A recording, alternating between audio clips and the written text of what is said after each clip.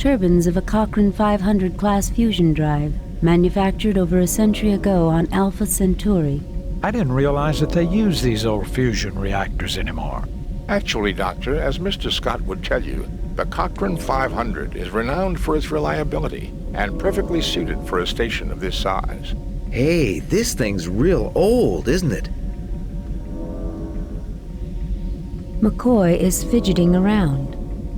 This is an engineering access panel allowing repairs to be made to the interior wiring in the equipment.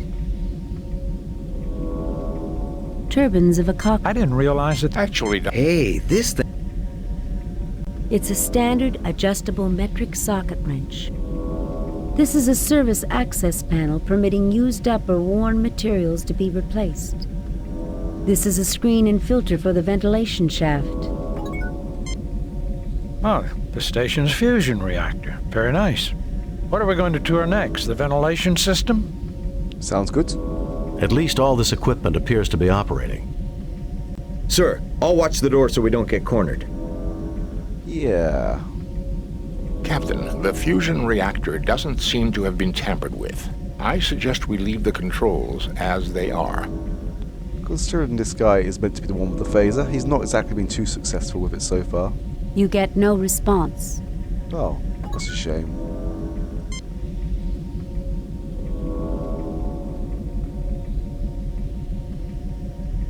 You pick up a large wrench.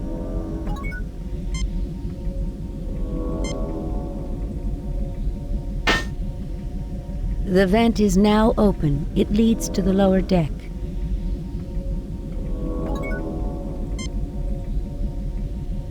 The panel opens. You see a gas tank labeled N2 with its feed lines running deeper into the wall.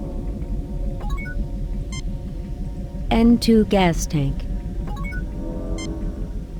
The tank is large and heavy with its feed lines firmly attached. So we need to... Is it unattach or detach? That's the word. The tank detaches easily. I guess this made it easier to replace the tank every so often, eh, Captain? The tank is too heavy to move by muscle alone. Well, there's 4 of us here. I'm sure we can manage. Or we'll just use this. You attach the anti-grav unit to the gas tank. It can be moved freely. It sure beats hauling it around on our backs, sir. The panel closes.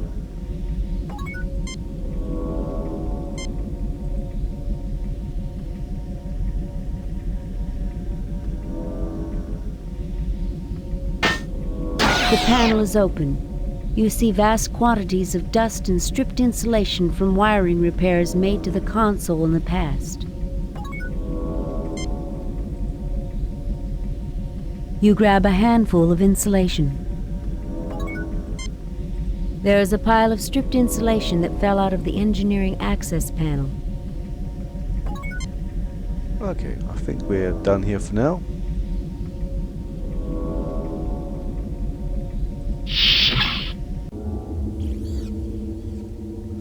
I believe moving towards that ladder is a bad move, so we're not going to go there just yet.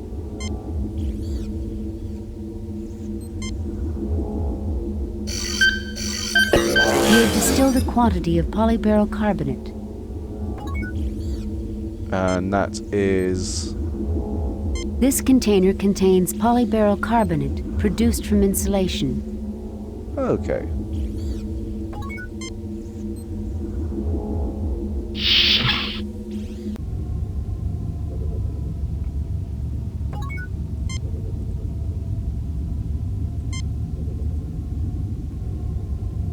You attach the anti-grav unit to the gas tank. It can be moved freely.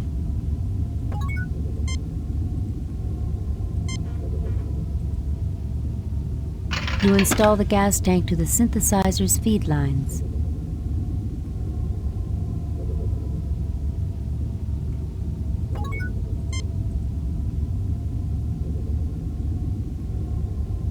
Nothing happens. Oh, wait a minute. First we need to turn it on.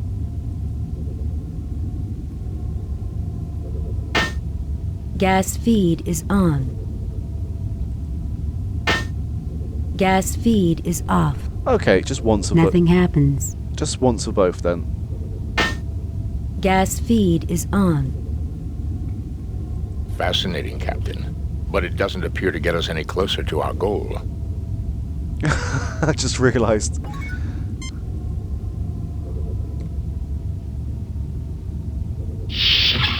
The machine synthesizes a liter of ammonia. I hope you don't want me to swap the deck with that, Captain. I think we can set this aside and not worry about it. Yeah, you're gonna have to trust me with blind faith in regards to these chemical reactions, as I believe it's all explained in the computer logs. You take a 1-liter container of ammonia.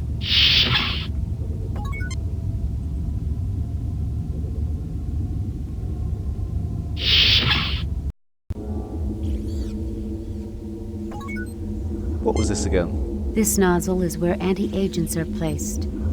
This device is used for the rapid reproduction of virus cultures in the presence of suspected anti-agents. So I believe I have to put the ammonia in here.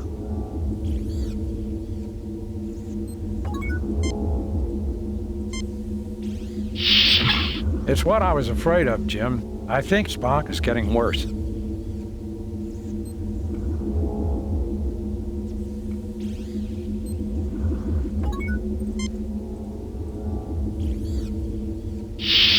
Eureka, this is it, Jim. There's not much, but all I need to do is synthesize some more, and we're in business.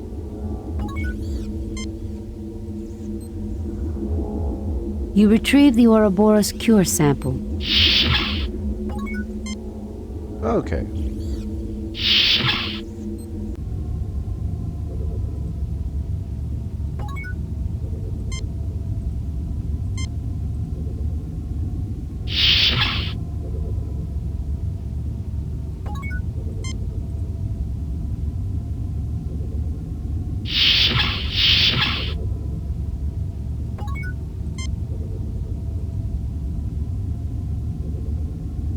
You take the hypo with Ouroboros toxin cure.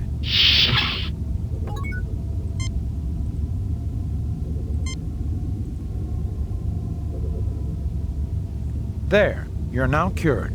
Thank you, Doctor. Finally, a human response.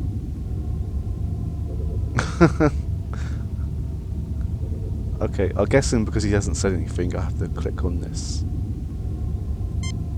Well, I can click on them anyway, if I want to skip dialogue, but usually they just disappear naturally. Okay, so now we need to do some more swapping around. Gas feed is off.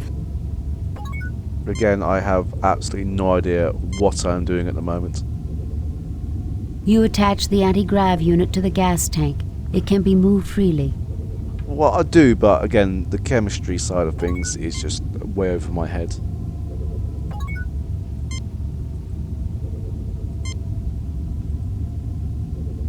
You install the gas tank to the synthesizer's feed lines.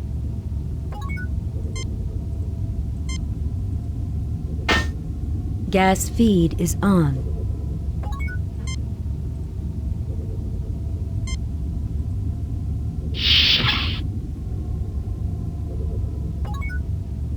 Science wasn't my strong field in school.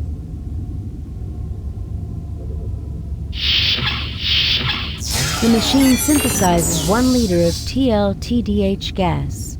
An unusual compound, Captain. It can induce laughter and feelings of exhilaration in some, much the way nitrous oxide affects humans. It doesn't affect Vulcans, of course. Actually, Doctor, both Romulans and Vulcans suffer its effects.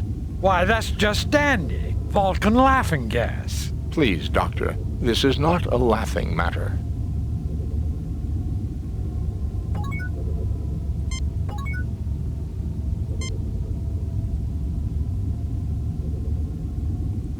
You take a 1 liter container of TLTDH gas.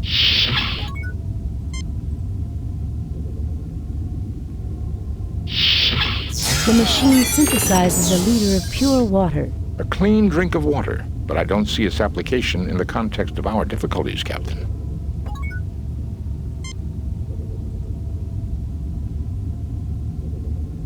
You take a 1-liter container of pure water. Okay, and now I believe we have to get to the vent.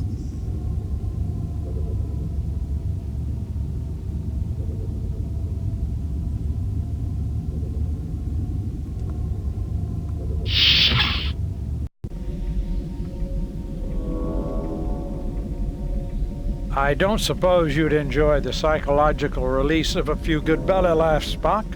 We could open the canister right here if you like. I would strongly recommend against it, Doctor. Why not? Okay, let's use it wisely. I believe that's just water.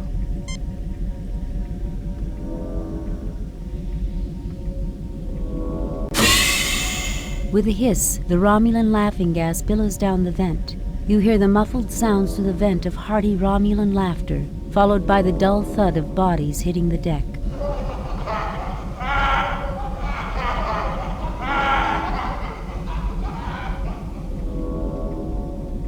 That was a little bit creepy.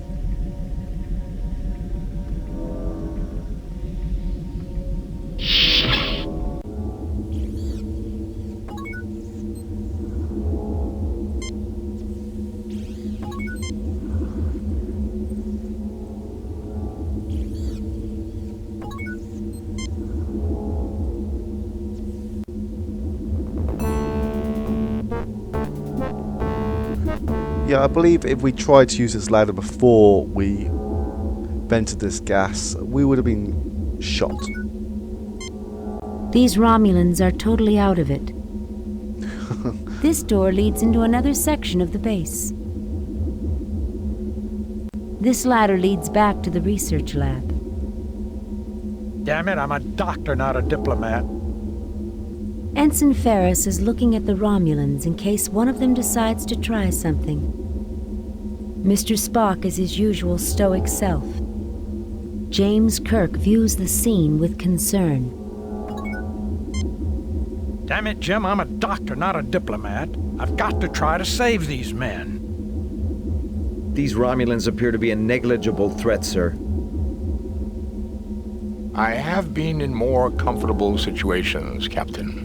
I know, Mr. Spock, but we'll get through this. Well, there's a first time for everything. First time for what? Being surrounded by Romulans and not at gunpoint. Okay. Jim, we've got to help these men before they die.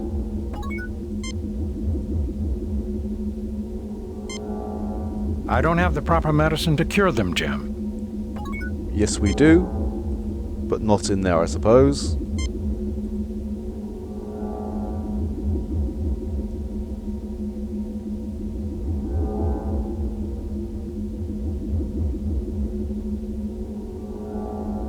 The Romulans stir weakly, then begin to get up. They've all been cured. They're severely dehydrated, but they'll live. We got to them in time. And to be even more nicer, this is why we bring the water with us. The Romulans drink thirstily and empty the container.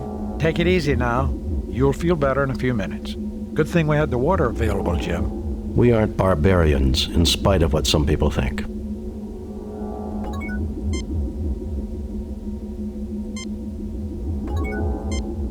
This Romulan is groggy, but conscious. Okay.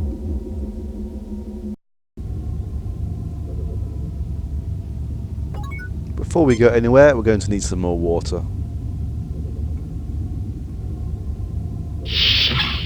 The machine synthesizes a liter of pure water. A clean drink of water, but I don't see its application in the context of our difficulties, Captain.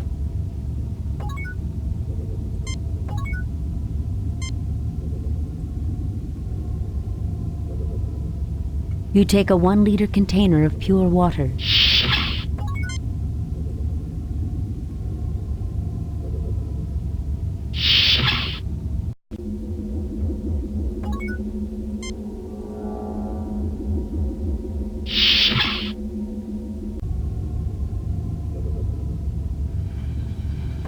Oh. Dr. Carol Marcus, head of this station's research team. How about someone giving us a hand? Dr. Carol Marcus, head of this station's research team. How about someone giving us a hand? Okay. Dr. Anthony Cheever, Marcus's assistant. He has been bound by the Romulans. Hey, does anyone in Starfleet know how to untie a knot? I do. You just pull on the ropes until they're untied. I don't care who does it, but could somebody get around to doing it on this star date? Yeah, maybe we should do it.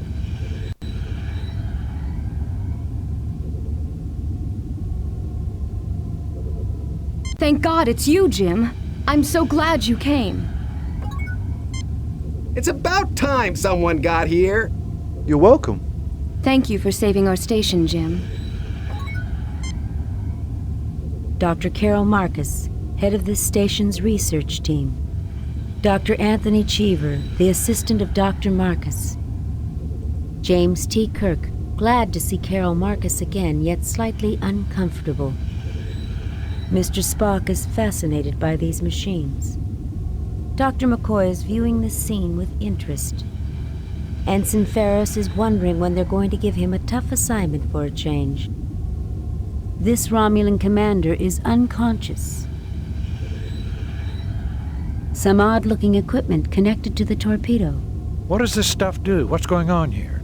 We're conducting research into the origins of life in the universe. This is our equipment. We believe that, well, I guess you don't have the time. You can get the background in my doctoral thesis. An odd-looking device, almost like a 20th century torpedo fitted with an experimental gear. My God, that's some kind of weapon. Everyone on this project is an avowed pacifist, Doctor, myself included. We do not make weapons. Hello, Carol. It's good to see you again. There was a time when I wouldn't have agreed with that statement. But I guess some things do get better with age. You always could put me in my place, couldn't you? That's the one thing I could never do. Your place was wandering the galaxy, and that's the one thing I could never give you. Fascinating equipment. I believe I have seen this sort of equipment someplace before. We're testing the effect of radiation on combinations of simple and complex molecules. We're trying to see what new forms of life are developed and how they compare to our own early development. Fascinating. Damn it, Jim, I'm a doctor, not a diplomat. These people will be fine. I've got to try to save the Romulans. These Romulans appear to be a negligible threat, sir. Okay. Let's save this one last Romulan.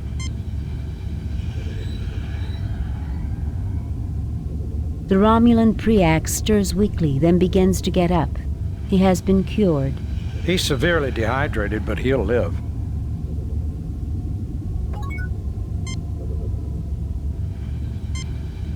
The Romulan Preax drinks thirstily and empties the container.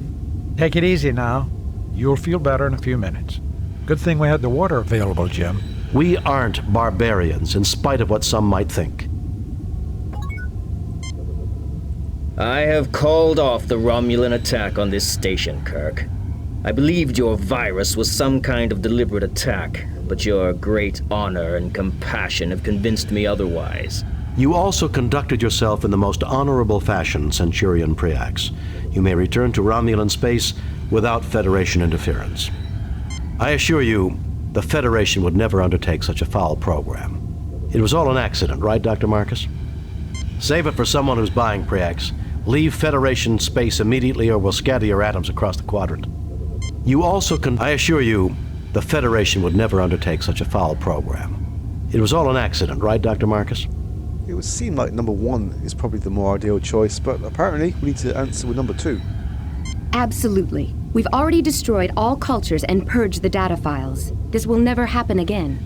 You are an honorable adversary, Kirk. Jolon true. You are also a worthy opponent, Preax. May you live long and prosper. You'll never cease to amaze me, Jim. Goodbye, Carol. Goodbye, Jim. Well, gentlemen, let's go home.